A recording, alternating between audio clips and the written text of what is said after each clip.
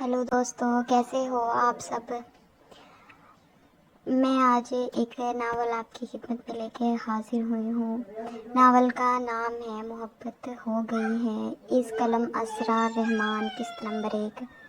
शादी का माहौल था, हर तरफ खुशियाँ फैली हुई थी, हर कोई हंसी मजाक में लगा हुआ था। बुजुर्गों की अलग सियासत लगी हुई थी, नौजवान नस्ल अलग अपनी टोलियां बनाए में बैठे थे। गर्ज के हर कोई खुश था, हर तरफ हंसी कहकों का शोर था।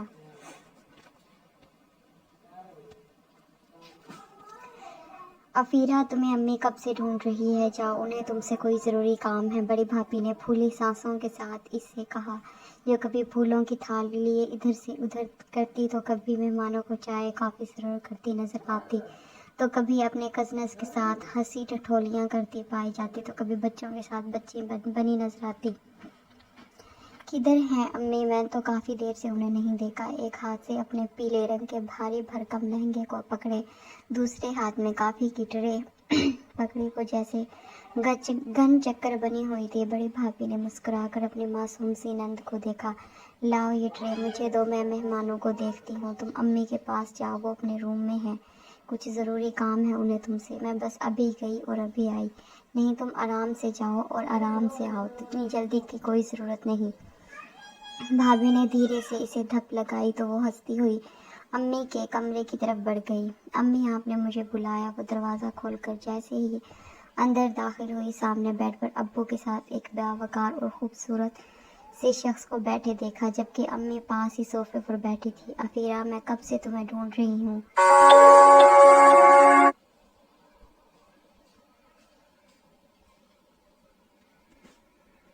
इधर आओ, अम्मी ने हाथ के इशारे से अपने पास सोफे पर बैठने को कहा तो वो धीरे से इनके पास जाकर बैठ गई।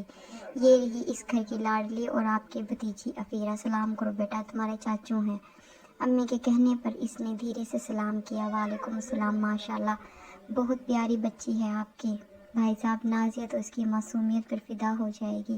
भाई, मुझे तो बहुत खुशी हुई अपनी बेटी से मिलकर। मेरी बेटी तो हूर है।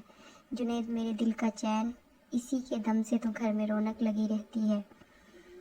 जमशेद साहब ने इसे अपने करीब करते हुए कहा, आप खुशकिस्मत हैं भाई साहब, बेटियां तो रहमत होती हैं, अल्लाह का कीमती तोहफा। जुनैद साहब के चेहरे पर खास किस्म की मुस्कुराहट थी।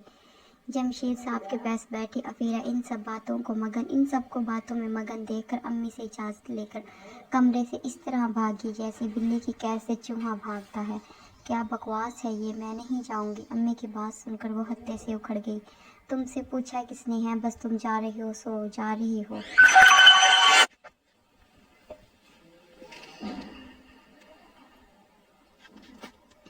अम्मी, आप ऐसा कैसे कर सकती हैं मेरे साथ। वो रो धोने को थी। मैं ऐसा वैसा सब कुछ कर सकती हूँ।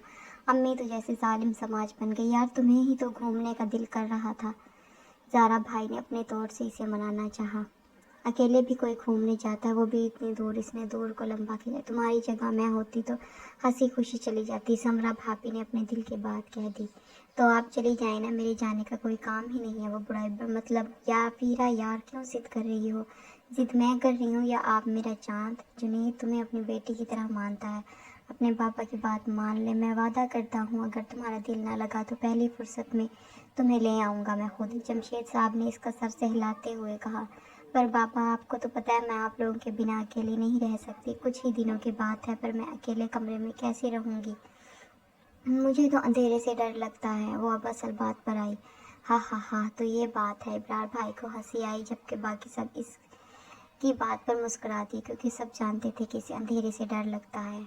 तुम तो मेरी बहादुर बेटी हो, तुम्हें किसी चीज़ से डरना नहीं चाहिए। मैं जुनैद को बता दूंगा कि मेरी बेटी बहुत मासूम है। मासूम नहीं, वो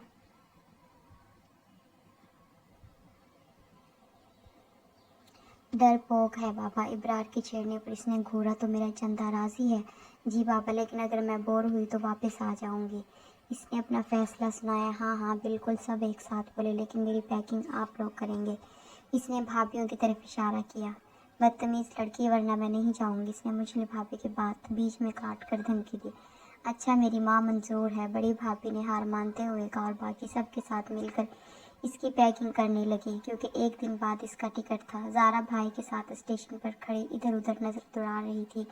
کہ اسے چاچو سے سامنے سے چاچو آتے نظر آئے. آگے میری بیٹی وہ اسے دیکھ کر بہت خوش ہوئے. اس نے دھیرے سے انہیں سلام کیے. چلو بیٹا گھر تمہاری چاچی تم لوگوں کا بے صبری سے انتظار کر رہی ہے.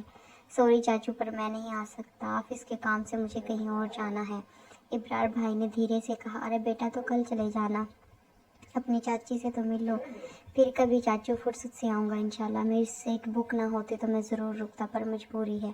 ٹھیک ہے بیٹا جیسی تمہاری مرضی ہے، میں فورس نہیں کروں گا.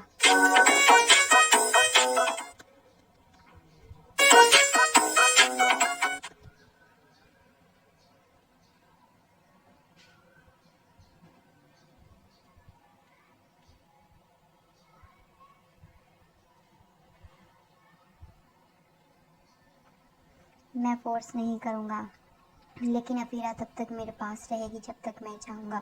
انہوں نے وارننگ دی. ہاں ضرور چاچو، یہ آئی ہی اپنی مرضی سے ہے لیکن جائے گی آپ کی مرضی سے. اس نے شرارتی نظروں سے افیرہ کو دیکھا جو اسے گھور رہی تھی. اچھا چاچو میں چلتا ہوں، بیسٹ آف لک بہنا. چاچو سے مصافحہ کرنے کے بعد وہ اس کی طرف مڑا. اپنا خیال رکھنا اور خوب انجوائے کرنا. اس کے سر پر ہاتھ رکھا اور دھیرے سے سلام کر کے رینگتی گاڑی کی طرف بڑھ گیا. تو دوستو آپ کو یہ کیسی لگی میری کہانی؟ اس کی